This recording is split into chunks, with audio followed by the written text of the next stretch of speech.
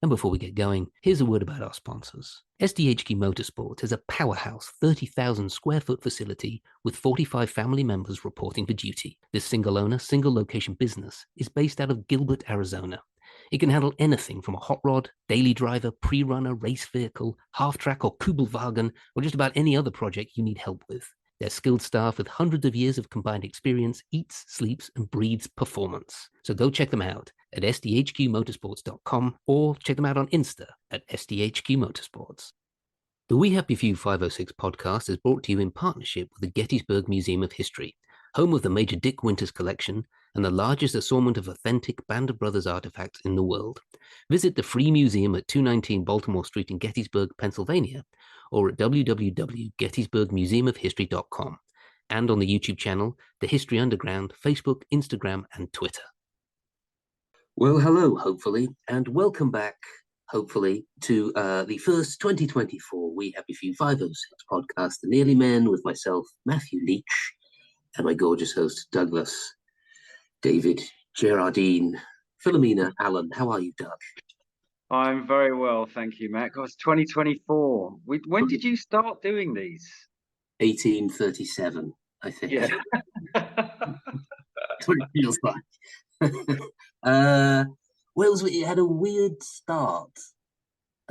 These podcasts. What, you just mean like We Happy Few, or just like the podcast? The We Happy Few podcast. The We Happy Few podcast started, I don't know, maybe 2021, something like that. It started out with a Zoomcast, and then we ran out of episodes and ran out of shows, and then we just started it was just me randomly talking and then getting the odd guest on. It wasn't very good. It didn't get good until you got on. And then it stuttered and stopped. And then for a while, we did a Renford Rejects one. That footy kids show I used to be in. Yeah, we did a Renford Rejects podcast. Wow. But we only got about 3 episodes into that. And then I don't know, like the bonhommery fell to pieces a little bit. Like I think what happens, like with the guys that we get on, the echelon they're at, the level that they are at, like profile wise and stuff, they already know how good they are. Do you know what I mean? So like, there's not a lot of ego involved, but like the lower you go down in shows, you know, the type of actors that just like have still got quite a lot of ego and are a bit precious about themselves. Yeah. Wow. It was more on that level, so it was hard to get people on, and they were being a bit like diva-ish, and I was like, oh, you know what, I don't have the time for this. So that fizzled out, and then I came on to do just like a chat, and you were on there like with just this dossier with bullet points of how we're going to make this podcast work, and we should do it every week, and it doesn't matter where you are, we have to do it. And consequently, I was like on a building site floor thinking, oh, Doug Allen says I've got to do one every week. There was like wood flying everywhere and pizza boxes and leaking roofs, and yeah, we got all the way through 2023. Yeah. And here we are. And it got serious. We got, historians on and all sorts of stuff. It's actually, it's got a bit of a purpose now. Yeah, 2023 was a big year for the podcast because you got sponsorship. You've tied it in, obviously, to the tours, which I know you were doing for a little bit while, but it's all kind of tied in together. And you get invited to embassies and all this kind of stuff now. Invited to embassies, yes. We've tied it in. We now have we're now sort of linked intrinsically with the Gettysburg Museum of History and Eric Dorr, which means we're sort of linked with JD Hewitt as well because they're business partners. And then also Andy Biggio, who sits on the board at the Gettysburg Museum. We're sort of in with him as well. I don't really know what that means, except he made me go drinking with him in Belgium recently, which I really regret doing. He of the rifle. Just one more. Come on, man. Don't go home yet. Please, just one more. Come on, please let me go home. I remember those days of doing that. The one more. Yeah, the one more. Were you the one more guy? Were you the guy? Yeah, I was. Yeah. Hence, I Yeah. had to stop. Yeah, because that was dragging everyone down around me. It's just kind of, and then in the end, you end up just drinking on your own. Do you know what I Yeah. mean? Just with a mirror, just go, come on, Doug, one more. We can do one more. Yeah. Well, I would be remiss if I didn't point out. I'm going to do a bit of a recap of what we got up to, but I yeah. would be remiss if I did not point out that at this point, your fabulous head of hair. What is going on? You look like a lion. Yeah, I'm actually about to get it cut in a couple of days. It's just kind of, yeah, just kind of grown. That It's is quite good. awesome. It's taken like about a year now since I had the transplant thing. And yeah, it's a year, almost exactly a year. It's Yeah, grown well, isn't it? yeah, yeah. And is it like, has it got its like natural color back as well? Yeah, well, the color, because they take the hair from the back and put it on the top. So it's the same color. Unfortunately, I tried to convince myself I have some brown hair, Yeah. but I've been told constantly by my barber that he has found no evidence of this. And yeah, it's just grey all round now with bits of white. The white's getting worse, but yeah, Oh, yeah. so the darker color that I can see is gray and the lighter color is white. Yeah, and when I look in the mirror, I go, "That's brown." But It then looks when, brown. It looks brown to me from here. I think your barber's having you on. yeah, no, but when you're in like in a barber shop, with the daylight lights they put in it and everything, Mm. it's just grey and white. The hair that comes off, all of it. There's no brown left. So it's a bit misleading because it does look a bit brown, but I think it might. Me. If we Yeah, were, you don't have a grey hair on your head, and I am just yeah, constantly amazed at this. I am convinced you dye it, but I can't see any evidence of that either. you sound like my brother. First thing that I see does to my brother very often. What I do, the first thing he does is just start staring in my hair, staring like from different sides. And like reach in, just like pull out one grey hair. Yes. Okay, if that makes you feel any better, son. Yeah, I don't know how you've done it. I mean, to be honest with you, I had brown hair up until I was 48, and then I had a difficult 2 years, and then in that 2 years, all my brown hair then turned grey. So yeah, Well, very I'm disappointing. 48 now, so yeah, next couple of years, I might go white as snow. It does I worry think me. it'll look good on you. It will look good on you because you got a brown beard. Yeah, is it though? Is it brown or is it red? See, look, It is a little bit carroty. There's a little bit of carrot. it's quite carroty. I'm gonna look like one of those 80s sweets, whatever it was, that had red and white on it. Chew it, chew it. I'm gonna look and chew it in a couple of years' time. When it Wow. finally kicks in. Yeah, I think I'll just end up going totally off. But I've got to say to the listeners, like I worked with Matthew. What was it? Was it 23 years ago now? We only worked 24. together once, didn't we? Mm-hmm. 24. And he looks exactly the same as you looked 24 years ago. You look exactly the same. Well, yes, but the problem, I don't have a picture of myself in an attic, but I do have my own feet. Uh, I have feet of a 125-year-old. That's so disgusting. And I went round a nice middle class couple stole my daughter for a couple of days, and she came back a lot cleaner and tidier. But when I came in, he's a landscaper. He's very prissy. He's like a high end landscaper, very prissy. And I came through the door, and I had flip flops on, and you should have seen the look on his face. He was just like, "Oh my god, like that cannot be in my house," type of thing. Mangy, aren't they? They are proper mangy, my feet. Wow. But that's from football, right? It's from working, I think. I think it's from always having like construction boots on. I mean, football, yes, has made my toes a bit gnarly. Yeah. I broke two of them. What was the film? I want to say Karate Kid, but it wasn't. It was something way lamer. Uh, it might have even been House 2 or something, some 80s film. And I was reenacting a bit of it at boarding school. And do you remember those radiators they used to have in Victorian buildings when you were a kid that people used to crack their heads open on? Yeah. I booted one and I mangled two of my toes, and they Oh. never reset properly. I think I had them stamped on in a rugby match as well. So That, they're really kind of gnarly and kind of the wrong way, like an arthritic old hand. And the rest of yeah. it's just sort of wearing boots, in sweaty conditions and dirt, and just the sort of bacterial fungi that grows and eaten in between some of my toes. In between my toes, like Attenborough could do 20 minutes on in between my toes on what's in there. Definitely good. Like 100% he could do 20 minutes, just like, and welcome to the inside of his toes. There are funguses here that have yet been named. Oh dear. So how was your Christmas?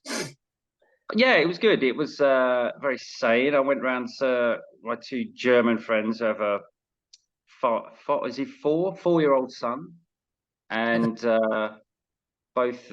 So Christian's father was there, Elnis's father was there, and Christian's sister, and Christian and Elnis's 4-year-old son. So it was a really nice, lovely evening. It was really, really good. And he did the whole thing. He dressed up as Father Christmas, and he actually went out onto the street. We got little Adam to look for Father Christmas in the window because they live on the top floor.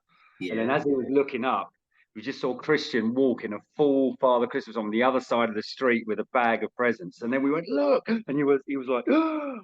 And then he did the whole thing. He came up the stairs. He had the big beard on. He put on another voice. And Adam totally buys it every year. It's absolutely brilliant. There will be a year when he just goes, Dad, why are you dressed like that? Not if he's got any sense, there won't be. He'll still be 27 years old and going, ah, so that he can play the present every year. Yeah, but that hasn't happened yet. So, yeah, that was really, really enjoyable. And then Boxing Day, yeah, I just went to, did my A stuff, went to A meetings, Christmas Day and stuff. That was really good fun. And then New Year's Eve, I just stayed in. It's just Bedlam here on New Year's Eve.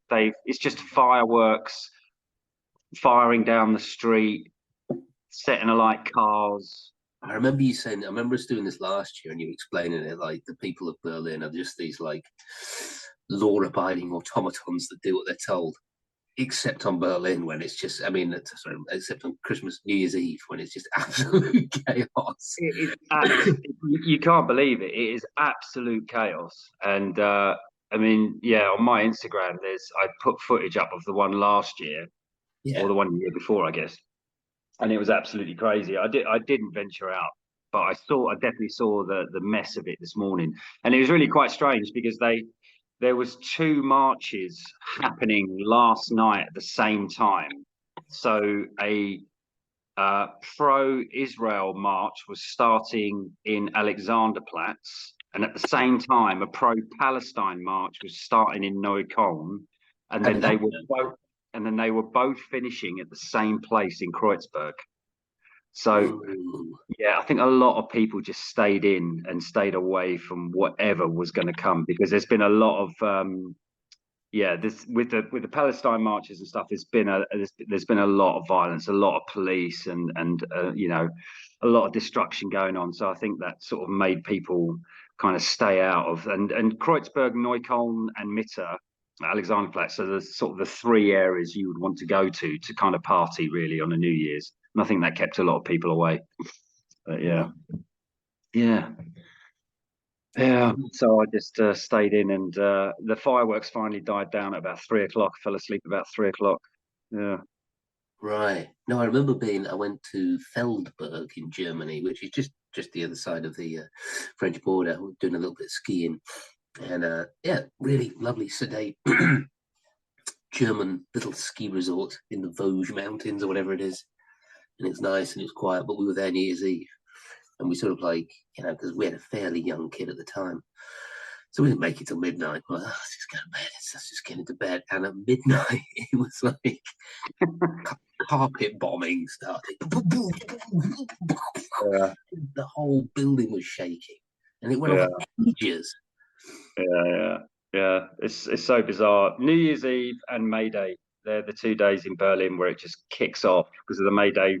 Well, we call them the May Day riots. It's like the Socialist Party march or something, socialist workers or whatever in Kreuzberg.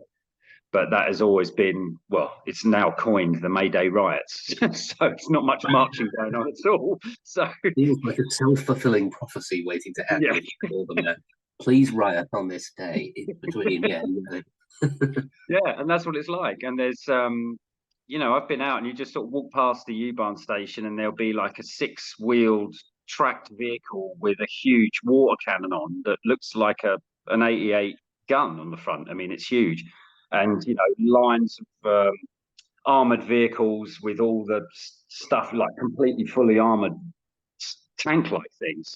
There'll be like rows of them all lined up, and it's really bizarre. And then everyone goes crazy on that day, and then May the 2nd, the police turn around and go, right, everyone behaves now, and everyone just behaves. Like literally, when the green man turns to red, everyone stops, no one crosses the road. It's just like everyone just goes back to being completely obedient. It's a very strange existence. The purge.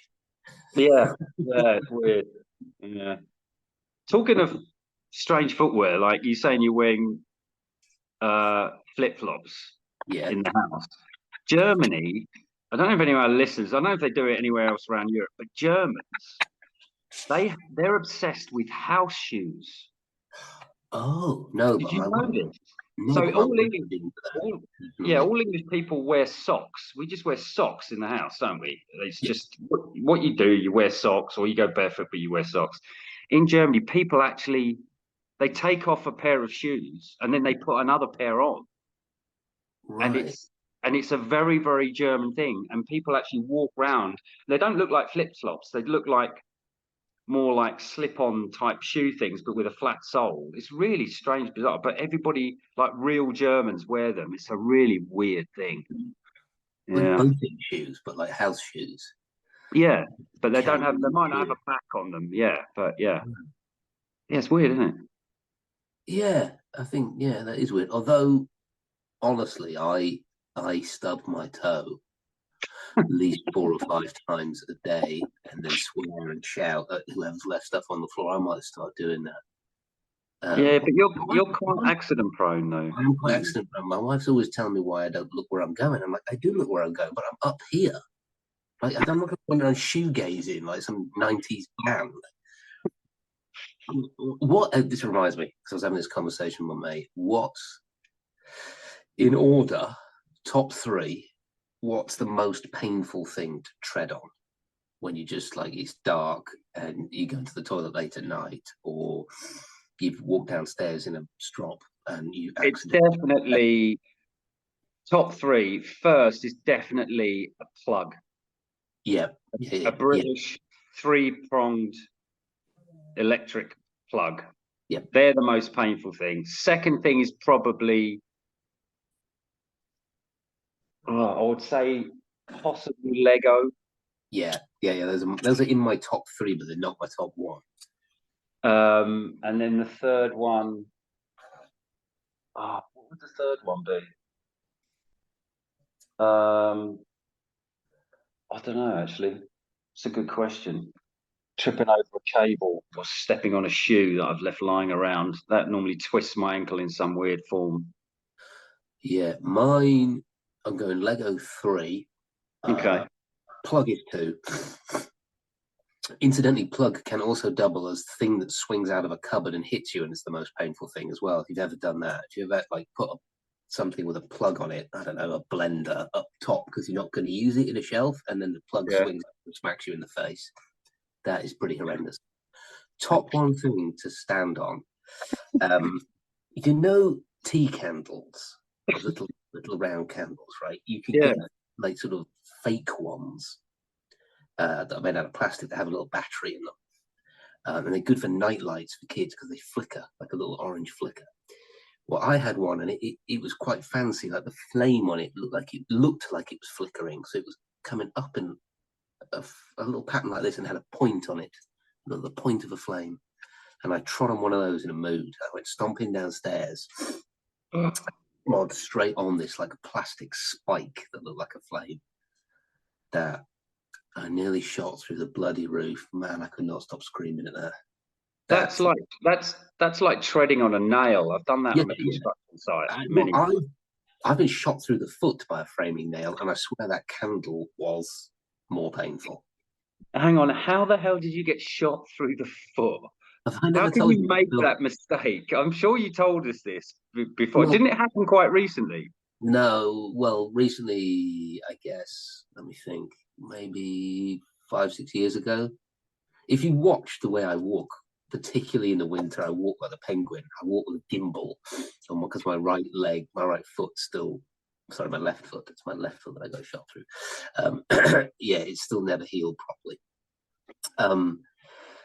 We were framing a fence, okay, and so the guy I'm working with has got a frame. For those of you who don't know, framing nails are about 4 inches long, and then you have a big, powerful gun that shoots them straight either into it shoots them deep into other bits of wood, basically, so you can create like a frame structure.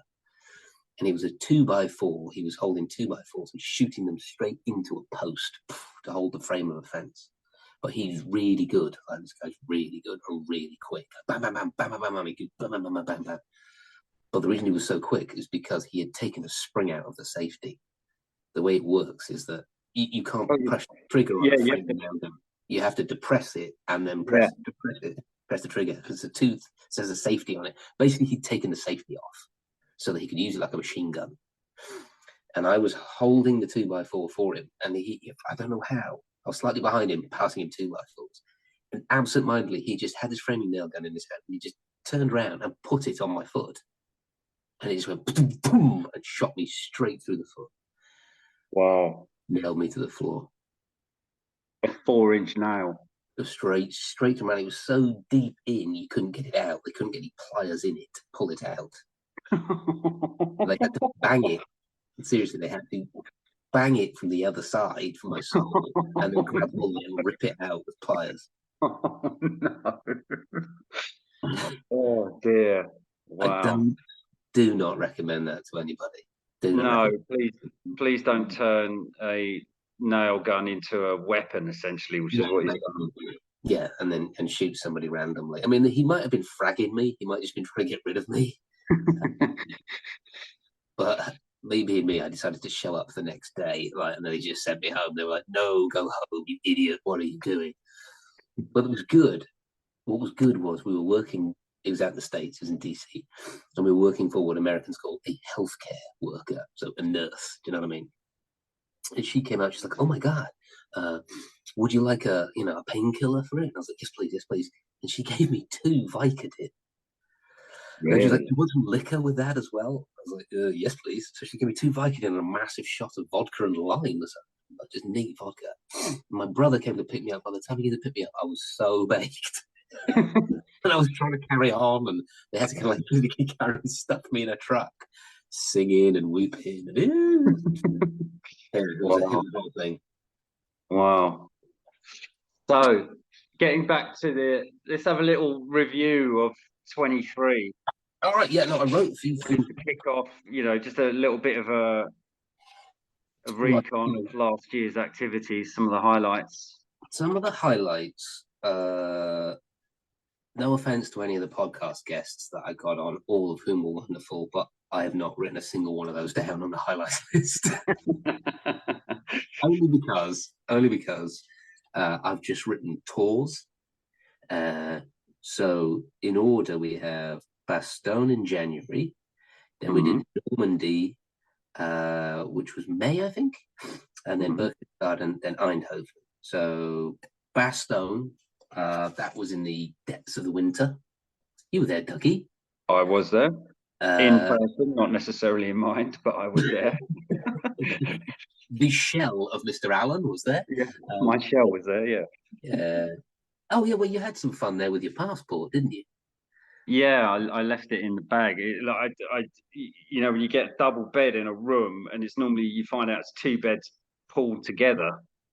Yeah. And when I sort of cleaned everything out, and I thought, right, there was nothing in it. I got all the way to the airport. Later, drove me all the way there at 3 o'clock in the morning, only for me to have to call him to get him to bring me back. And then I opened. The only place I didn't look for anything was I pulled the 2 beds apart, and it was lying there. So. Oh my goodness. Yeah, so the highlight of that was a We Happy Few tour. The highlight of that was me digging everyone up at 6 o'clock in the morning and taking them to the Bois Jacques foxholes in the snow.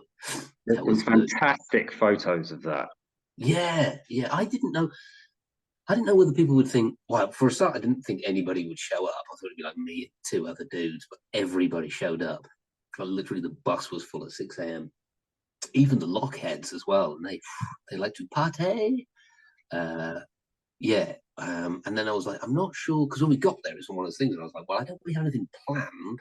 We'll just kind of, move about and get a vibe of everything and see a few foxholes, and Reg will say a few things.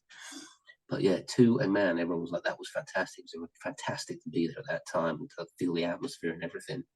Mm. So I might do it again. We're going back to Bastogne end of the month. I might do it again, pick everybody up again, put them through that misery again. I think you were lucky because there was snow on the ground, but it was sunny that day. Because I think the photos I've seen, who's the photographer guy? The really, really lovely guy that took some. Stuart Bertie.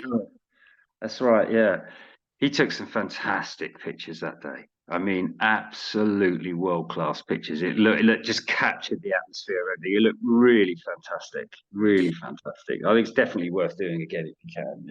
Yeah. Yeah. So that was that. Then we did Normandy, May, June time. I forget which it is. I think it was May. That was really cool because that was with Woody. So it was he was the Paul Woodage was the man who knows everything. Yeah, it's really good because the way he did that, like what I do with the guides when I plan the tours, is I basically say, all right, because a lot of them have been burned by doing Band of Brothers tours and then going off book. Do you know what I mean? And doing, a different, story here or whatever, or and then people are like, this is a Band of Brothers tour. But I always say to him, now, do whatever it is that you would want to hear. So he did Sunbound stuff, and then but he did a lot of myth busting as well. Do you know what I mean? It's like in the show, this happened, but when what actually happened was this happened. But he did it really, really well, and he did a lot of stuff that people don't do and go to places and go to and stuff. It was really, really cool. But it's interesting to see how he was really tentative. Do you know what I mean? He kept looking at me like, "Can I say this? Can I do this?" I was like, "Yeah, have at it, man." I think the guys that do our tours are past all that. Do you know what I mean? They want to learn. They want to learn broadly. They've already done band stuff. They know it. It doesn't need to be exactly like it was in the show or anything like that. They're up for learning. So it was really cool. And Normandy was really cool. Although I had burnt a big hole in my foot before we went. Same foot as I got shot through actually. And that was pretty gammy. Did you ever see that? Did I ever show you pictures of that? I remember you telling me about it. I don't think I'd seen photos of it. How did you burn it? Did you stand in it? I'm going to tell you, I sent a picture of it to Jimmy Madio, and I can't repeat what he said back, but there's a lot of sweat in it, and how did you let it get like this and stuff? Well, a couple of days before we went to Normandy, so hang on a second, then it must have been right at the start of June, because it was on my daughter's birthday. I took my daughter camping, wild camping. And in the morning, she was nagging me like only a 4-year-old can do. Went on and on and on. I was boiling water on a little billy can thing.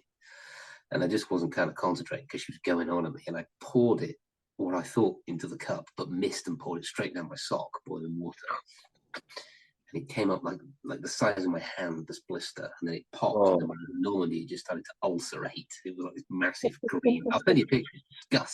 Disgusting. I was hobbling around, and then people were monitoring my medicine intake because they gave me codeine for the pain. So there'd be a period where I'd be kind of quiet and hobbly, and then I'd have 2 codeines and a beer, and then suddenly I'd be running around like a manic person. They'd be like, medicine kicked in, Leachy, has it? I don't know what you mean. And just crashing again. So yeah, that was drug-fueled chaos. Then we did Berchtesgaden. That was cool. That was completely different. That's the first time you've done Berchtesgaden, isn't it? Yeah, it is. I've done it on bigger tours that end up there, but basically it's a photo opportunity when you do it on big tours. Usually you've done what it is 12, 13 days of touring, and then on the last day you just take a big bus, you go to Berchtesgaden, you take a bus up to the top to the Eagle's Nest, you have lunch, you have a beer, you take some pictures, you come back. But we actually did 2 days in and around Berchtesgaden and Cape Prune. We had a great guide. It's this really eccentric dude called Tom who lives on the mountain. I think he lives in Berchtesgaden, like somewhere around. It's really weird. Was he an English guy? He's an English guy. Wow. Him and his girlfriend, I don't know, he's just like the foremost Berchtesgaden historian. They live kind of on the mountain, and he wore corduroy shorts with braces, which That's a look. very distracting, and very arousing in equal measure.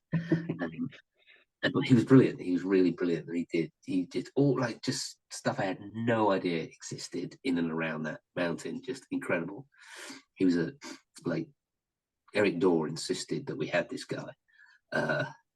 Not the cheapest guy I've ever had, but brilliant, but very brilliant. Yeah, I highly advise if anyone's listening, they can do a personal tour to Berchtesgaden. I highly advise you don't do that and come with me instead. But if you do go against my wishes, I'll hate you forever. No, I'll get tours. I'll get you Tom's details because he's absolutely brilliant, incredible. I thought we did put too much garlic mayonnaise on the baguettes. Well, between him and Carsten, like Carsten's German, and he's English, living in Germany, and quite fussy, Tom. So between the two of them, they just got fixated on baguettes and how we get these baguettes to people up the mountain in Berchtesgaden on a Sunday. Absolutely fixated. So when the final big moment arrived and this box of baguettes did arrive, they'd put too much garlic mayonnaise on it, to my opinion. I squirted it at Carsten and Tom in equal measure. Then we did the final tour of the year. We went to Eindhoven. We did Arnhem with Reg. So we did some of the band stuff, some of the American stuff on one day, and then we did the British stuff the second day. That was really cool. So we did proper in and around Arnhem and all sort of like First Airborne, British First Airborne stuff. That was very, very cool. And I took my son to that one, which was great. It was really cool. Fantastic. And the Airborne, as they lost, was it 8,000 there? I think that's the exact number. In fact, 10 went in, 2 came out in the thousands of Arnhem. Isn't that crazy? I mean, that just sounds crazy. You look at Arnhem, you visit Arnhem, and it's obviously bigger now than it was then, but it's not a big town. Yeah, it was nuts. It was like they just sacrificed an entire airborne division for something, let's be honest, that was never going to work. Did they know it wasn't going to work? No. Did you do did you have another guide to do that part, or was it Reg doing the whole thing? No, it was Reg doing the whole thing as well. Reg tends to guide. He doesn't guide moment to moment. He doesn't guide chronologically or anything like that. He always does it through stories of veteran stories, and then you piece it together what's happening from there. But he was a little nervous about it. He was like, "This is not really my area of expertise," but he was really, really good. Yeah. I think at the time that the Allies believed that they were just going to, take a bunch of bridges and walk into Germany, because they completely ignored the intel, and their radios didn't work and all sorts of stuff. But it wasn't a plan. It was never a very good plan. Is there a good memorial there for the British Airborne? Yes, we went to a really beautiful cemetery. Yeah, the British cemeteries and the Commonwealth cemeteries are very different to the American ones. They've got more of a kind of like wild meadow vibe about them. Do you know what I mean? A lot of wildflowers in them, and the graves are tended differently. They have sort of wildflowers around them, and it's more, I don't know, it's got a kind of English. You can tell it's like a small corner of a foreign field that is forever England type of stuff. Do you know what I mean? Yeah, English garden. Yeah, they have those incredible white marble crosses in the American ones that you see in Private Ryan. They're a little bit more sort of, I don't know, like they just feel more English. They feel like, an English churchyard or something, but they're, still incredibly well maintained. They're just maintained in a different way. And so you do get a completely different feel going around them. And do they have that thing that they have with the American graves where you can become not a sponsor, Is it a sponsor? Yeah. Do they have that thing for the British guys as well? I think so, yes, because I think there were people when we were there who were tending the graves that they sponsored, and they were Dutch. Do you know what I mean? It wasn't like English people that were visiting anybody. So I think so. Yeah, I love that thing. I love that. Yeah, I love the fact the weight. So cool. Like, yeah, that's I think that's amazing. You get someone like Joris, do you know what I mean? Who you think, do you know what I mean? He's a great guy, Joris, and he's into the history and everything. And finally, he'll be like, "Oh, I finally got my grave." Yeah, that's mad, isn't it? Since I was 14 or something. Yeah. So, any New Year's resolutions? I'm going to go vegetarian for 1 month. Any sensible New Year's resolution? And today I had to ask my friend, is fish, does that include fish? So I bought, yeah, of course it does, but I didn't. So I mean, the stores are closed today, they were closed yesterday, they were rammed on Saturday, so all I had in the fridge was some smoked salmon and some eggs. So I had that today, and it turns out that I have obviously broken my promise already on day one by eating fish. So, but I'll start it tomorrow. Vegetarian for 1 month. Going to see how I get on. I didn't eat meat for 3 years, but I ate fish. Yeah, and it's not. I could give fish up. I'm not all that into fish. It's just, what do you eat? Do you know what I mean? I eat a lot of chicken. Like, what do I eat? Yeah, so I'm going to have to research, like, I'm going to start eating more legumes like lentils and stuff like that. I'm just going to try it. I'm going to try and do it for 4 weeks. We'll see how long I last, but that's the intention. Do you have a flatmate currently? I don't anymore. No, I live on my own now. Good. Yeah. And I'm trying to cut out. The toilet situation's going to get bad. Oh, is it? Oh. Yeah, because there is a period. It happened to me. It might not happen to you. Maybe you've got a better duodenum than me. But there's a period of cleansing when you give up meat and stuff, and your body it just starts to kind of like, it feels good. You feel cleaned out and cleansed. It feels good. Okay. Well, I'm going to try it, and also because I eat so much chocolate, biscuits, and cakes and stuff like that, and I just got rid of the last stuff of that yesterday. So I'm going to try and not eat so much crap. Try to. I still have a little bit of chocolate each day, but I'm going to buy some like 70% chocolate or something, because I can't. I have to have something sweet. I'm nutter for, like, I have to eat sweets every day. I've got such a sweet tooth, and so trying to reduce that, and eventually. You sound like that. What is that guy? Someone sent me a video of it. It's absolutely hilarious. He's called is it called Alabama Rehab or something like that? It's a comedian, but he does it so well that at the beginning, like, you're not sure whether he's a comedian or not.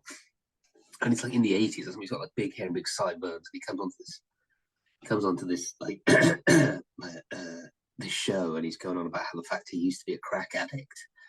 He's like, I don't give up that narcotic. I ain't smoking that no more. I've been down to this, like, he's going on about this rehab center. He's been down, and he's like, I don't do nothing. I mean, I have a smoke. And he's going on, and then he just keeps getting higher and higher. And I mean, I have two. If I've got a bag of two, I'll do two.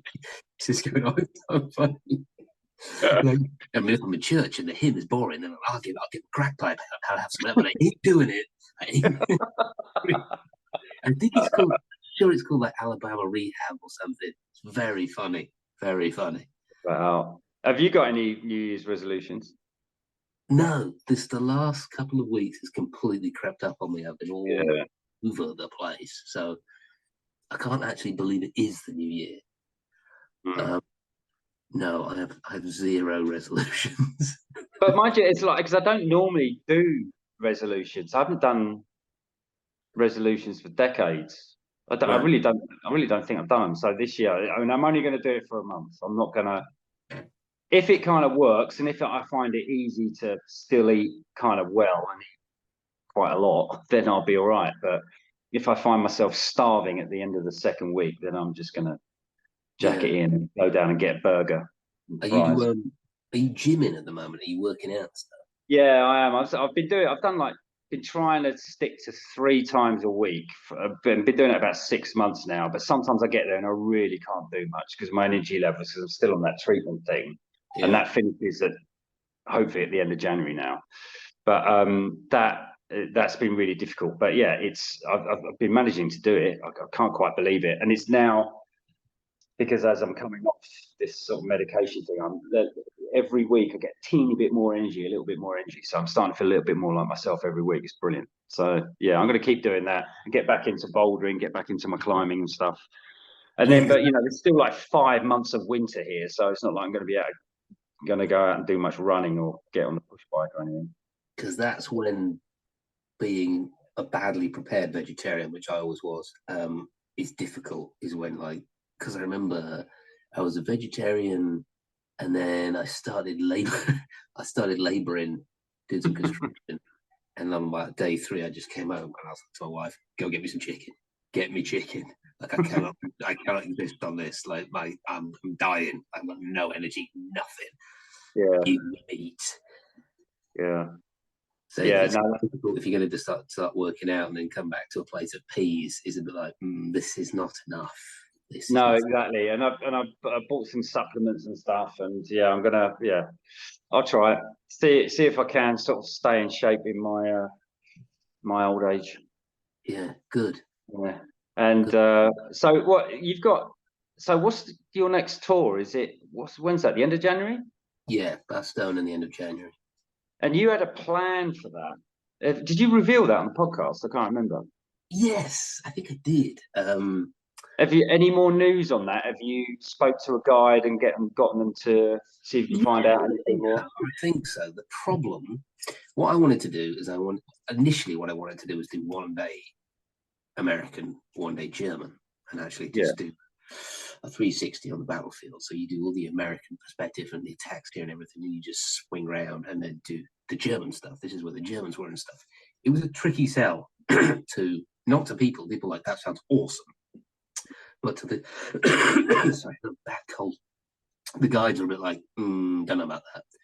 And I think it's just his point was that basically he just didn't have the knowledge, all the stories and everything.